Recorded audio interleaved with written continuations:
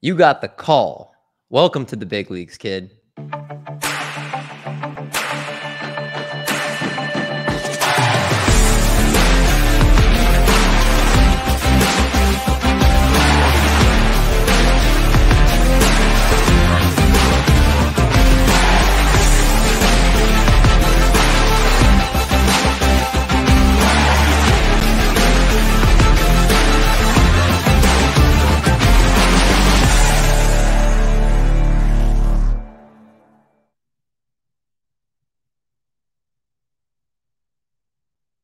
What's going on, everybody? Welcome back to the Call Up presented by Triple Play Fantasy. Back with you guys for week 19. We are very much close to the end of the season here, and it has been a blast. They're, of course, joined by my co-host, Baby Huey, Michael Richards, in the house tonight. Mike, how you doing? Doing great, Mendy, as always. Love doing this show with you. I've been so thankful for all of our great guests we've had come on the show, and this week is no different. This is a young man I consider a friend and one of the people that helped me out when I first got started, so I'll always be grateful for him, and he's a great fantasy player and prospect mind, so we're happy to have him here. I should have you do the intro. You cover him pretty well, but for those that don't see the man on screen, if you're not watching on YouTube, the man's a husband and a father, a senior MLB writer for Fantrax and featured writer for Fantasy Pros. And he's also a featured writer over for the SoxProspects.com, co-host of the Fantrax Toolshed, where many of you, I'm sure, know him from. He's an FSWA member and IBWAA member. His voice is going to just be beautiful for you guys listening to the podcast today. It is Chris Clegg. How's it going, man? I'm doing great. Always appreciate your good intros, Mindy. It's always a good time being with you guys. You know, I always enjoyed chatting with both of you. So thank you for having me. And, you know, prospects is kind of my thing that I love most. So I'm glad to be on here talking about that. We were the other day talking about the Mount Rushmore of prospect minds, and you're very much in that conversation.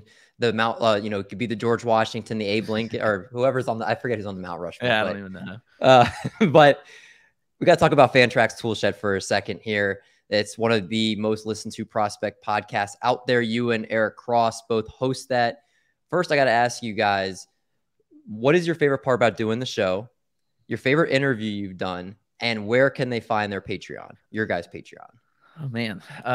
What I love most about the show, just working with Eric's great. You know, it's kind of cool because before I ever started doing this, like I always looked up to Eric, like ask him Twitter questions, and then like it's kind of cool that I work and do a podcast with him. So, you know, Eric's as genuine of a person as he seems on Twitter. You know, we've hung out in person, and he's just a great down-to-earth dude. So fun to do that. The best interview we've done, and, you know, we've done some big-time prospects, but the best interview I would say is Max Clark, who's still in high school. He's a high school senior now, actually just started senior year, but he's likely to be the #1 pick in next year's draft class. He was the most knowledgeable baseball mind I've ever spoken to. And we spoke to him last year as a 16-year-old junior. So that interview is still probably my favorite. Just listening to him talk about the game, just unreal. So, you know, that's probably my favorite interview that we've done. And, you know, Patreon's at patreon.com/FantraxToolshed. We put out a lot of extra content over there, you know, from extra podcasts to extra rankings. We do all kind of different things. You can check that out at Fantrax Toolshed, you know, at patreon.com. We got Clegg here, so you know I had to make him work early by listing all that for us here to get the start of it. He's warmed up now. He's ready to go. And let's dig right in here to what we always lead off with, which is, of course, our minor league players of the week, both our hitters and pitchers that we saw doing big things. And kicking this list off with Yanquiel. I'm going to say some of these names I've come across for the first time as we do this show. Yanquiel Fernandez, Colorado Rockies outfielder in their organization, been doing big things this week over his 44 plate appearances, a 359, 409, 769 slash line, 14 RBIs on the week, a 15.9% K percentage. Clegg, I got to ask you, the Rockies have a lot of great guys in this farm system here. What about him specifically stuck out to you this past week? Well, he's been really underrated, I think, most of the year. And, you know, the system's had a lot of big risers like, you know, Ezekiel Tovar, you've got Zach Veen at the top. And so a lot of these guys kind of go underappreciated, I think, too. Also, from the standpoint of it is the Colorado Rockies. So naturally, we've seen how they develop prospects and just absolutely fail to put them on the field. But I think in that sense, like we're also see some prospects kind of go under the radar. And Fernandez signed in 2019, kind of quiet, but he's been really good this year, as you mentioned the line, and even really the last month and a half since July 1st, where he's really come on strong, a 298 average since that time, 352 OBP and a 570 slug. He makes really good contact, actually. You look, and the strikeout rate has kind of dropped over time. He makes really good swing decisions, I think, and posts good contact rates. And I think power is kind of coming around. You've seen 17 home runs this year, and there's probably more in the tank when you kind of look at his build. I still think there's plenty of room for him to add. He's already really physical, good power swing. He's got really high-end exit velocities. For his age, I think is pretty impressive. And I just think there's more to come here. So Fernandez isn't really talked about quite often. And when I was looking at the list of the top guys that have been, kind of killing it over the last couple of weeks or so, a lot of the, big name guys were up there. So I kind of want to highlight Fernandez, say that he's a bit underrated. His defense is kind of meh. So where he ends up in the field, I'm not quite sure, but he's got a bat to be the middle of the lineup type hitter. And, who knows? The Rockies may finally get some, competent development guys in the org, and Fernandez could get developed and be a pretty solid corner outfielder, I think. Good left-handed swing, good power. So really like what I've seen from Fernandez this year. Now, Clay, they also have an outfielder in their system, Jordan Beck, who's kind of another outfielder they list in a similar range with Yanquiel Fernandez.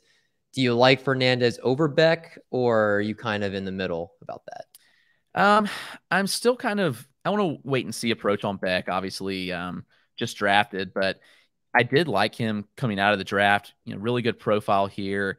And, my inclination is to rank Jordan Beck higher, but again, I think it's kind of more wait and see with him, but I think there is more upside when looking at Jordan Beck overall. I mean, kind of storied college hitter, had a really good season this year at Tennessee, and he's performed at the Cape Cod League, which is the Wood Bat League. So that kind of translates a bit when you see them hit for power there. So I like Beck a lot. It's just kind of, I want to see what he can do. And that's always the thing with these, first-year players. They come out of the draft. We got to wait and see. Stuff doesn't always translate, and that's the thing. So Fernandez at least performing right now. Beck just getting his feet wet, but I am excited about Jordan Beck. A bunch of great players again in that Rockies organization, as Clegg has touched on, talking about all these guys here. Let's go to this next player here, Jose Rodriguez in the Chicago White Sox organization, a middle infielder. Over his last 10 days and over 300 average, he's got 5 home runs and 2 steals to boot. And on the season, a very healthy 275 average and 40 stolen bases. Mike, the White Sox, again, it seems like they have these guys come through. It's kind of a hit or miss with some of the guys they've brought in over the last couple of years here. Are you excited about Jose Rodriguez? Yeah, Jose Rodriguez came on my radar last year just because of his age versus level and the production I was seeing there. And the scouting grades look good as well. So basically, the reason he pops out to me this week is because of the 5 home runs. As you see, he has 10 on the season. So when I did an article earlier this year, like he would have been someone I put in the, like, power is the missing link. He's got a really good hit tool. He's the low strikeout rate, the high stolen bases. So I'm expecting a player that's going to have a good average with a lot of stolen bases, and that's a great foundation for fantasy. I don't know if he'll ever get into like big time power, but I do think he's got enough in his bat to get to double digits. So if you're looking at down the road, and he's always been young for his level too, he doesn't get talked about a lot. It's kind of hard to rank White Sox players because there's no like clear order to put him in. Like kind of what Chris was talking about, it's hard to where to slot in certain players in certain organizations. But when I just look at a 21-year-old in Double-A with 40 stolen bases, 10 home runs, and a 14% strikeout rate, the White Sox are aggressive with their players too. So I'd expect him to debut next year at some point, assuming he can handle Triple-A.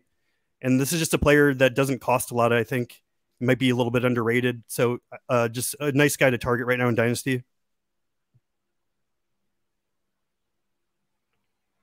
Rookie mistake. I had myself on mute.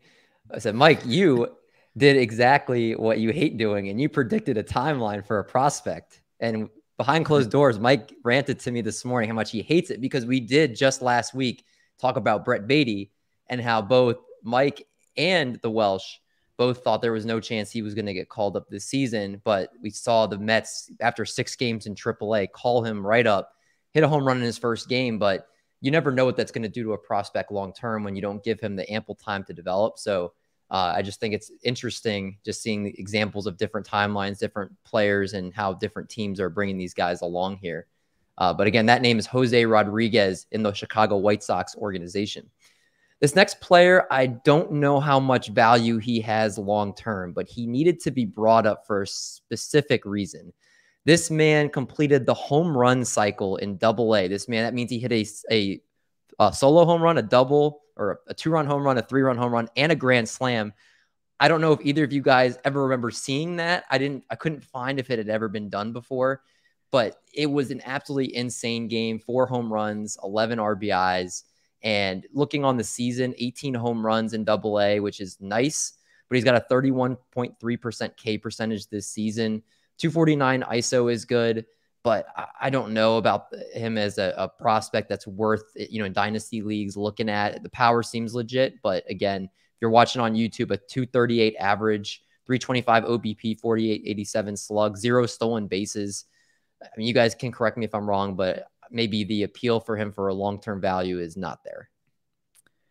Yeah, I'm not really buying long-term. Fun game for sure. And that one game probably propped his last 10-day stats up so much, and rightfully so. I mean, you look at what he's done and you can't argue with the numbers, and he did it in one game. So I think that's impressive, but you're right. He just doesn't make the contact that he needs to make to be successful at the major league level.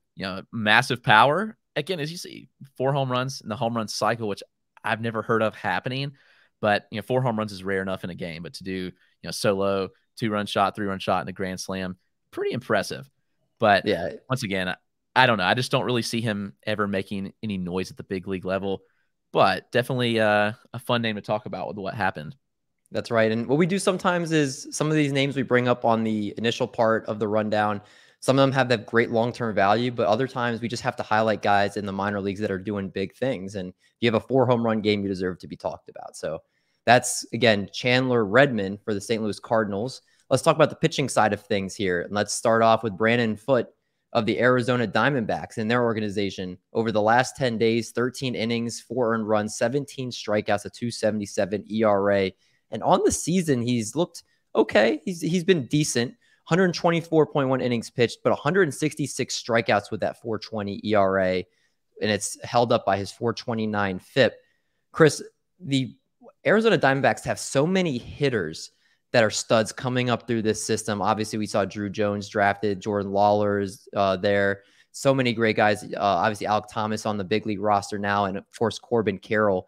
But it's nice to see an arm for this organization being talked about. Is he somebody you're excited about long-term? Yeah, I am. I think he's had a lot of inconsistencies throughout his minor league career, where he's had the times where he's looked really good, kind of like he has these past couple of weeks. And really since his promotion to AAA, he's been pretty stellar.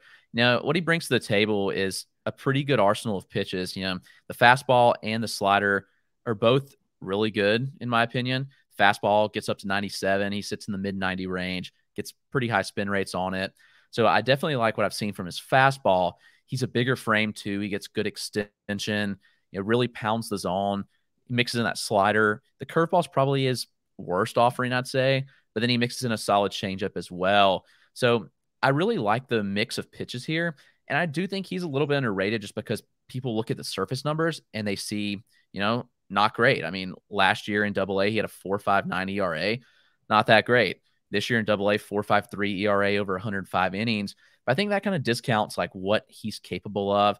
And there's big strikeout numbers as we've seen. He's over 30% K rate this year. The walk rates have been really good. As I mentioned, he just pounds the strikes on, throws a ton of strikes, which to me is one of the biggest things. And his swinging strike rate's really high as well, which definitely is something that's a good indication of the strikeout rate.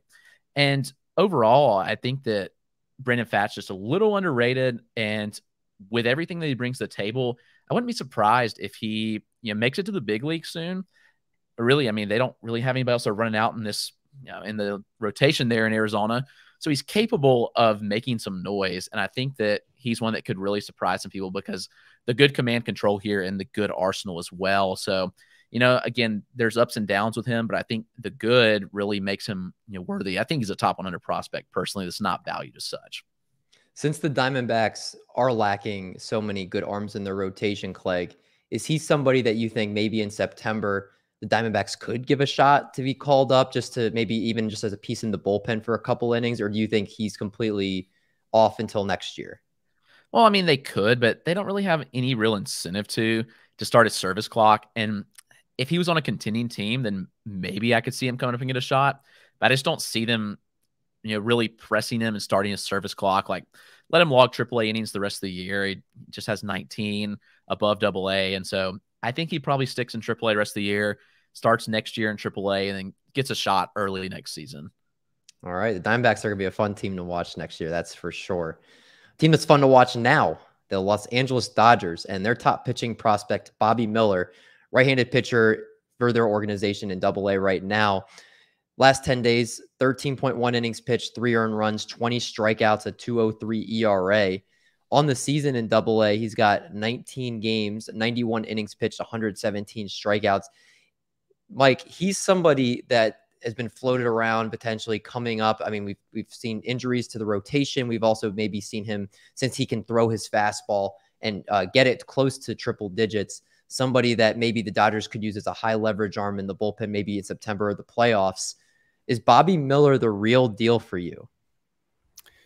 Yeah, it sure seems like it. When I look at his profile, it says a double plus fastball, as you mentioned, with a plus slider and above average changeup. So that's 3 really good pitches. That should give him the starter's arsenal. It comes down to the command, like it does with many young pitchers. I mean, obviously in this category, you know, it's a small sample size, but he got those 20 strikeouts and 13 innings pitched. One of the main reasons, I mean, people know who he is and he's ranked high, but that 4.45 ERA is a full run higher than his FIP. So like Chris was saying with Pfaadt, there's a difference between his surface stats and how good he's actually been. So in that sense, I see it as an opportunity to buy in Dynasty for anyone who's not really aware of that sort of stuff or think about it that way. Long term, I do think he's going to be one of those electric arms that everyone's going to want in fantasy, because the Dodgers just have done so much with less. And so, you know, I'm going through a season right now where I'm chasing wins, and I just see the value of having good pitchers on good teams. And I think this is going to be one of those guys where I don't know how it may be like a number 2 starter with high strikeouts. Like I don't think his numbers show how good he's going to be yet, I guess is what I'm saying. So it's just someone that I'm really high on. It took me a little longer to come around on him, probably longer than most people who don't even follow prospects as much as me, but I'm on board at this point. And I think it's just a matter of how the Dodgers are going to bring him in to the fold. Yeah, I think almost it feels like to me, there's no doubt he's part of this roster at some point this season, just the way he's pitched and just again, like how great his fastball is, that they could use him later on, especially if, you know, in the postseason, they need him for an inning of him throwing gas and with that devastating slider. So Bobby Miller is an exciting player, and, you know, any pitching prospect in the Dodgers organization is someone we're definitely going to be looking at for sure. As same as with this club, the Cleveland Guardians, who seem to just churn out great pitcher after great pitcher. And Gavin Williams is somebody that if you're in the prospect community, you definitely know of. But if you're just somebody that kind of is more of a casual observer, you might hear the name Daniel Espino, but not as much Gavin Williams. But he is really, really good. His last start, 6 hitless innings in his last start when he pitched. And his last 10 days, 9 innings pitched, 4 hits, 2 walks, and 8 strikeouts. And on the season between AA and single A, he's got a 1.49 ERA, 117 strikeouts, and just over 90 innings. This is a guy that I've just been really impressed with. You look at his Ks per 9 and A+ ball, over 13 Ks per 9, still above a K per 9 average with 9.93 in AA. Somebody that's had, 45 innings in single A, 45 in AA, but the numbers have been very consistent and actually sometimes even better as he's gone up here. He's somebody that, again, Daniel Espino, I know who he is, but I feel like Gavin Williams has a huge upside chance to be a good number 2 starter in this league. I don't know how you guys feel about Gavin Williams, but I'm really excited about him and somebody I think that will be making even more headlines next season. There's no question about that, in my opinion. I think he was the best arm in last year's draft class, and you pair him in Cleveland, who we've seen Cleveland just consistently develop pitchers, and man, it's hard not to like what you see. So Williams is a pretty excellent target in Dynasty, and you're right. I think that it creates a good buying opportunity in a Dynasty League because he doesn't really get the hype in the org because Daniel Espino's there. And also, there's been a lot of other pop-up pitching prospects, but Williams has been really steady all year. He just gets the job done. He gets a lot of whiffs. The arsenal is highly impressive. You know, we talk about Bobby Miller's fastball, but Gavin Williams' fastball is, you know, every bit as good as it, in my opinion. He gets up over 100, gets a ton of swing and misses, you know, pumps it up in the zone. And that's what you want to see. When you can locate the fastball at that kind of velocity up in the zone and then throw the curve and the slider like you do, you know, dropping them down at the bottom of the zone. It's just really impressive to see. His changeup's also a solid offering. So good 4-pitch mix with Williams. He had a bit of control issues, you know, early in his career at ECU, but really kind of honed that in.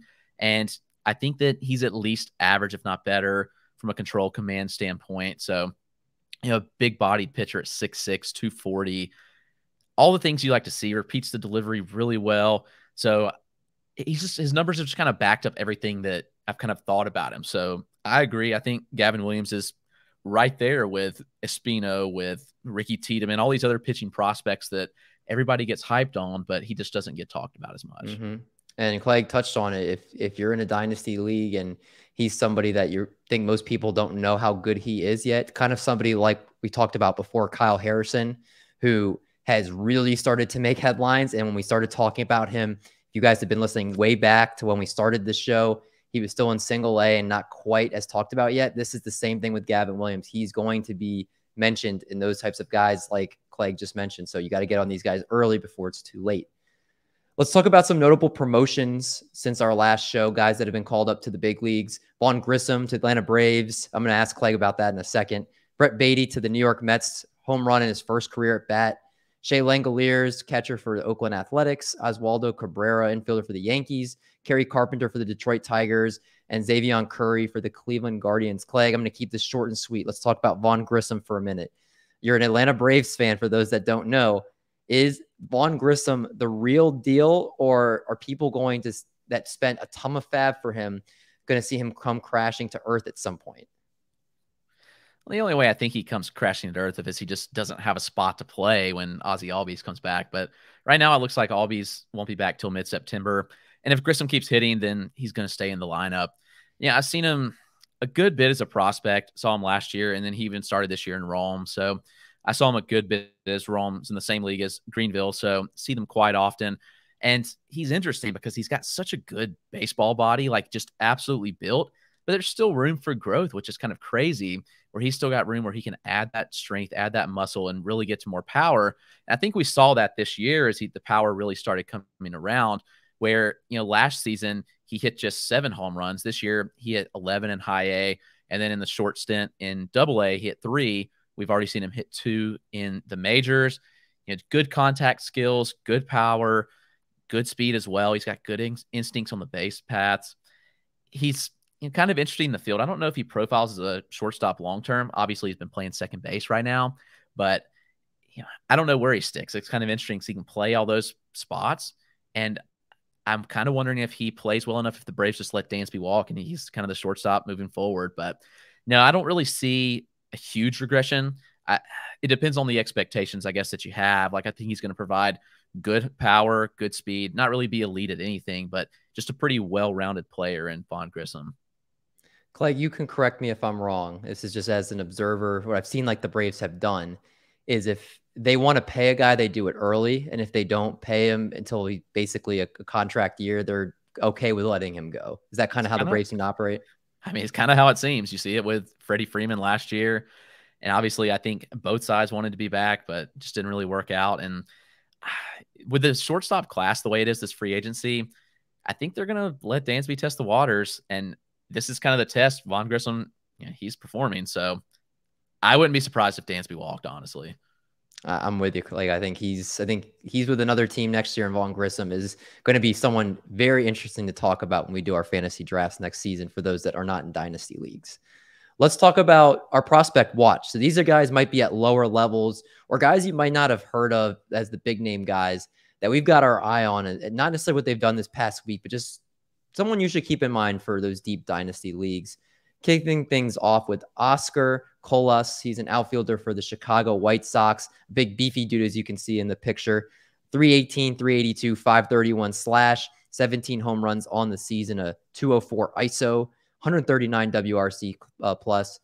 Clegg, is he somebody? Let's talk about him for a second, because this is the first time he's ever been brought up on this show. What should we know about Oscar Colas? Well, it's funny because he was called the Cuban Ohtani before he came over, where he was a pitcher and obviously an outfielder, and he was pretty good at both. And so everybody got all hyped and called him the Cuban Ohtani. And then, you know, he signs, he quits pitching, and everybody just stopped talking about him. It was kind of baffling to me. And obviously this being his first season stateside in high A, I saw him, they were in town for a week, and I saw him for a couple games. And you're right, he is big and bulky, as you can see if you're watching live in this picture. A lot of strength, a lot of bat speed. And I'm just baffled that he doesn't get talked about more. I don't really understand why, because the bat's really good. It seems like people were just waiting for him to fall off, but you know, he dominated high A, a little older for high A, so you can kind of give him a pass there because, you know, whatever, he's a little older, he signed a little older, and it seems plausible he's on the fast track to the majors, and everybody kind of thought that when he signed.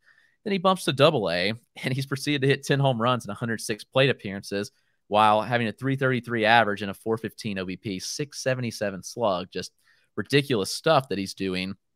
And the bat to ball skills are really good. You know, the strikeout rate has been a little higher at Double A. I'm not really concerned about it because he controls his zone well. He puts the ball in play quite often, and he makes good contact. You know, he's average to above average contact rate, which you can live with. But he hits the ball so hard that when he is making contact, like, it's really going. I mean, the raw power's easily double plus, in my opinion. Obviously, you're seeing him get to that plus game power, if not better. Big, heavy set dude with a good swing. My biggest concern is that he's just doesn't move well enough in the field. He's a corner outfielder. He could move to first base, which would be interesting, but I think they're going to give him some run in the corner spot and see. I mean, his arm's good enough, so we'll kind of see how that pans out. But yeah, he's just been so good this year, and he really impressed me when I saw him live. And again, I just don't know why he hasn't been more hyped. Like, I've recently bumped him into my top 50 prospects just because I think that the bat's that good where I'm not really worried about where he plays, what position long-term, because if he's first base or if it's outfield, I think the numbers are going to be good enough to, you know, not matter where he plays. I think the bat plays wherever he ends up. So I'm a big fan of Colas, and really he's just continued to get better this season, and I'm impressed. Now, Clegg, when you look at hitters in the minor leagues, I'm talking to a lot of people on this show. I feel like the K to walk rate is something that's been talked about a lot. Are you looking at hard hit percentages and barrels for some of these guys too, as well, just seeing if they can hit the ball hard? Because I know that's something that's talked about a lot at the major league level, or is that nothing? Is that something that you're not as concerned about looking at when you look at these guys? Well, it matters, but there's no publicly available data, so you have to kind of have to scrape and find as you can. Mm-hmm. So it's a little tougher, but you know, as I find access to it, which is sometimes difficult, it definitely helps. And with Colas, like, when I watch Colas hit the ball, like, I don't need to see the EVs. They're just really good. You just see how hard the bat comes off, or the ball comes off the bat with the swing speed. But yeah, I mean, obviously, like, we love to see good hard hit rates and EVs from these prospects, but it's just not always readily available. So where you can get them, I think it does matter. But, you know, contact, you know, you can find contact rates, you know, more than you can like EVs and stuff. So, you know, K to walk does give a good idea. And, you know, while you've seen him kind of balloon a little bit on the strikeout side, that's still, you know, manageable. If he's around 25%, I can live with that all day from a power hitter like him that, you know, puts the ball in play pretty consistently.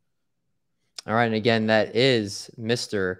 For those watching on YouTube, Oscar Colas, outfielder for the Chicago White Sox. Mike, let's go to your player, Jonatan Clase, Seattle Mariners outfielder. You are plugged into the Mariners as that is your squad. Let's talk about him. In low A, he's been doing great things this year. 9 home runs, 47 steals, 118 WRC plus. Strikeouts are a little high at 27.2%, but not outrageous. What about him has him catching your eye?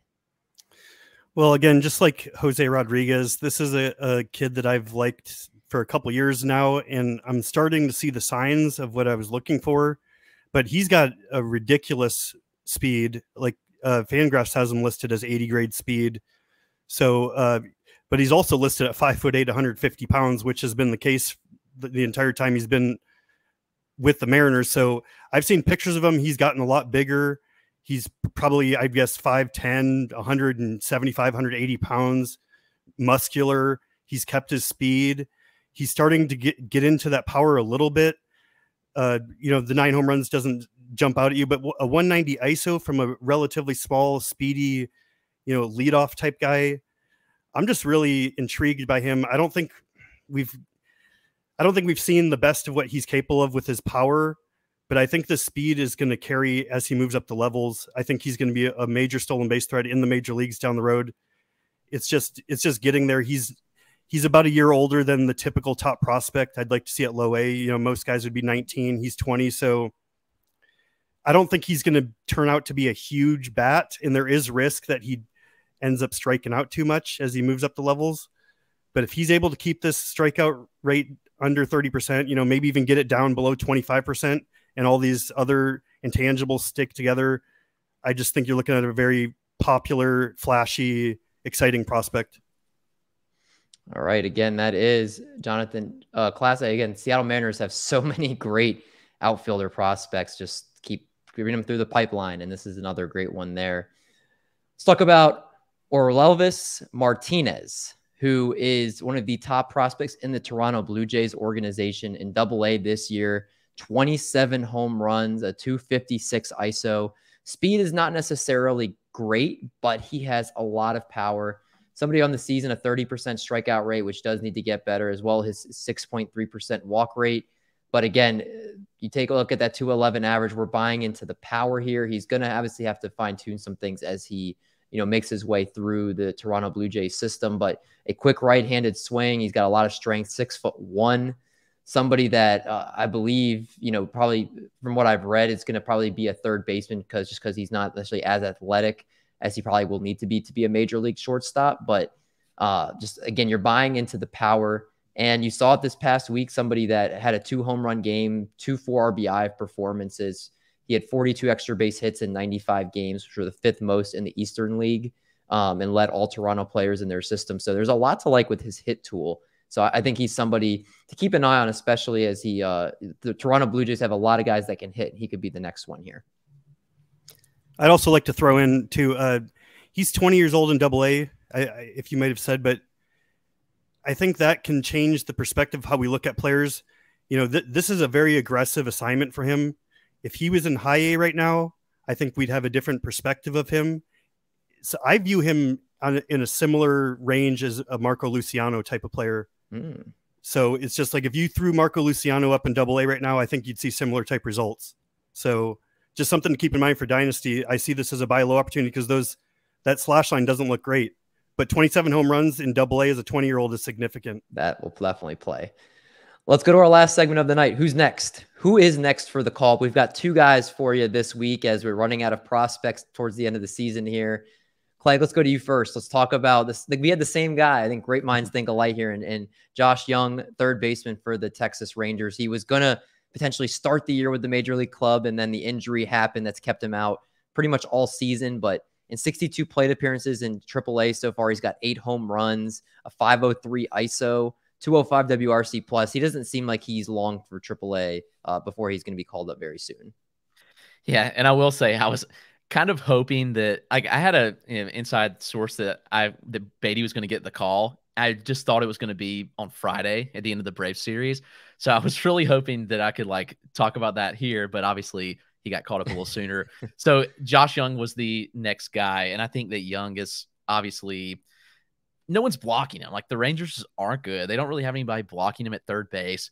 He's one that probably would have been up around opening day if it wasn't for an injury. And he had that shoulder injury that, really changed the dynamic of things.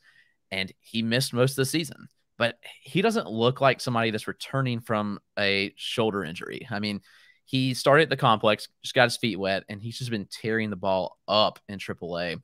So my opinion of Josh Jung has not changed a bit since preseason, where I had him as a borderline top 10 prospect. Obviously, the injury did kind of affect that a bit, so I moved him down a hair.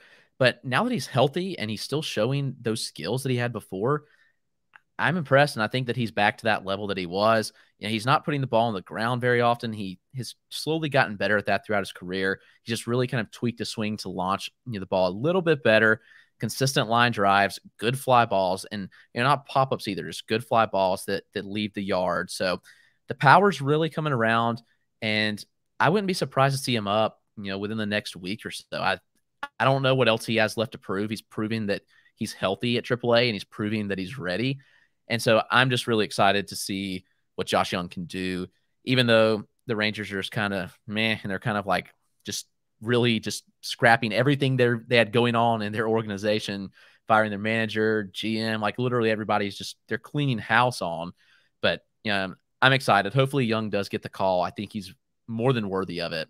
And to me, like, and you have to think, like, does he, because they don't really need him? Like, how's he going to really benefit the team? But I just feel like with his age, like, he's more than ready. He's 24 and a half, so he'll be 25 next opening day. Just call him up and see what he can do at this point.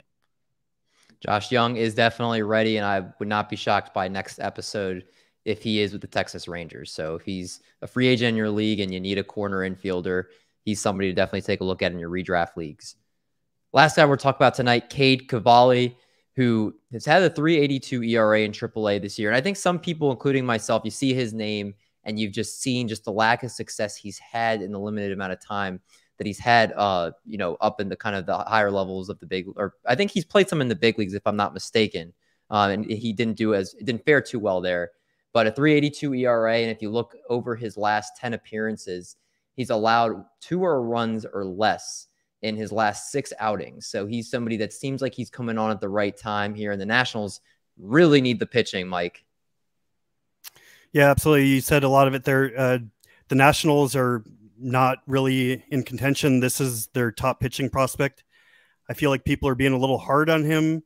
He led the minor leagues in strikeouts last year as a 22-year-old in AA. So the strikeout rates come down a little bit. I'd like to see that jump back up, but I think he's somewhere in between what we saw last year and this year, which is a really good pitcher. He's got a big frame. He's almost like an Alex Manoah type of guy, maybe a little smaller, but just a big power arm. I think he's going to be a starter long term. It's just about getting to more strikeouts, and like you said, we're seeing those results. He got off to a slow start. He was considered a top 10, maybe even top 5 pitching prospect entering this year, who's right on the cusp. And I think his slow start just kept him from getting called up as quickly. But the Nationals don't really have anything to lose by getting him a little experience down the stretch here. And I definitely think he's part of the rotation next season. All right. That's Cade Cavalli to wrap the show up here. We're going to wrap up with Clegg, as we want to thank you so much for hopping on the call up with us. Please plug where the people can find you, where they can find all your work, and then please, again, tell us where we can find your Patreon. Yeah, of course. Well, make sure you're following these two great gentlemen as well. Yeah, their Twitter handles are right here on the screen if you're watching, so I definitely appreciate them and the work they do and inviting me on. But again, you can find me on Twitter at RotoClegg. Try to post a variety of stuff from prospects, dynasty, redraft, kind of do a little bit of everything. But the Patreon's at patreon.com/Fantrax Toolshed. If you want to listen to more, we have the Fantrax Toolshed podcast with Eric Cross. We do that twice a week, cover dynasty, cover prospects, and sprinkle in a little bit of redraft in there as well. But, dynasty and prospects are the real passion there. So you can find that at Fantrax Toolshed. So again, appreciate y'all and having me on. It was a good time with you guys. Always a great time with Clegg, and we appreciate you coming on the show. And as the people know, for those that are not plugged into Prospect World, he's one of the best follows for that. So make sure you follow him if you're not already. And thank you guys, the viewers or the listeners, for watching another episode. We appreciate you guys. If you're enjoying the content, please make sure you like on YouTube, leave a comment below for the algorithm. And if you're listening to the podcast, you being subbed to the channel and a 5-star review always help us grow and reach more listeners. So thank you so much for all that you guys are doing to help support us. And of course, you guys know we'll be back next week for the call up week 20. So until then, for Chris, for Mike, I'm Dave. We'll catch you all in the next one.